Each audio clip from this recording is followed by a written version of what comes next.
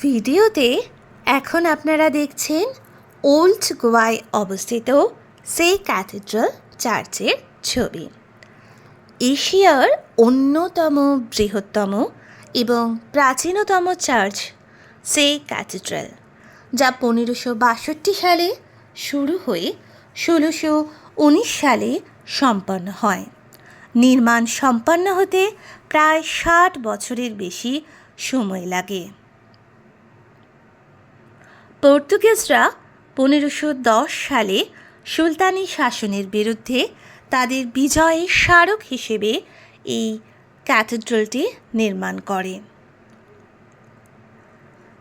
Portuguese governor Alfonso de Albuquerque 1510 সালে Saint ক্যাথরিনের ভোজের দিনে গোয়া জয় করেন।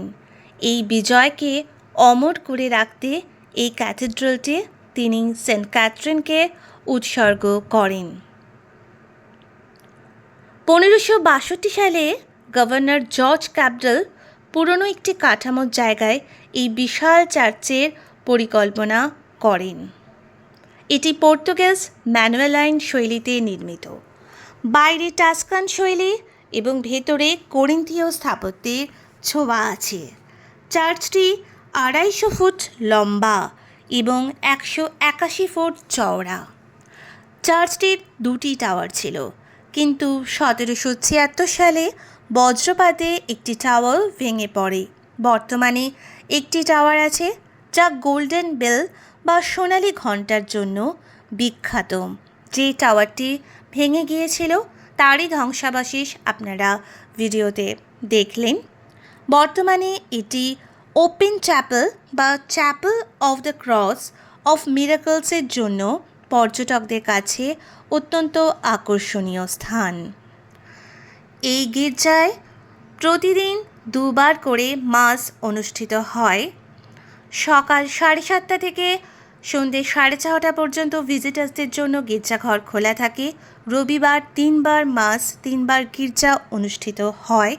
অনেক বিশ্বাসী এই গির্জাঘরে তাদের প্রার্থনার উত্তর পেয়ে থাকেন। আমরা গোয়ায় থাকাকালীন 2 দিন সে ক্যাথিড্রাল গির্জায় গিয়েছিলাম।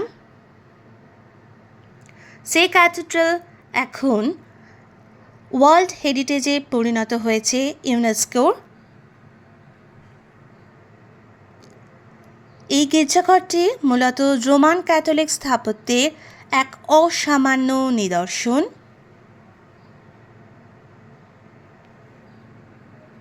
গোল্ডেন বেলের ছবিটা সে ক্যাথিড্রালের অপোজিটে আছে ব্যাসিলিকা অফ বম জিজাস, যা আমি আমার অন্য একটি ভিডিওতে শেয়ার করব।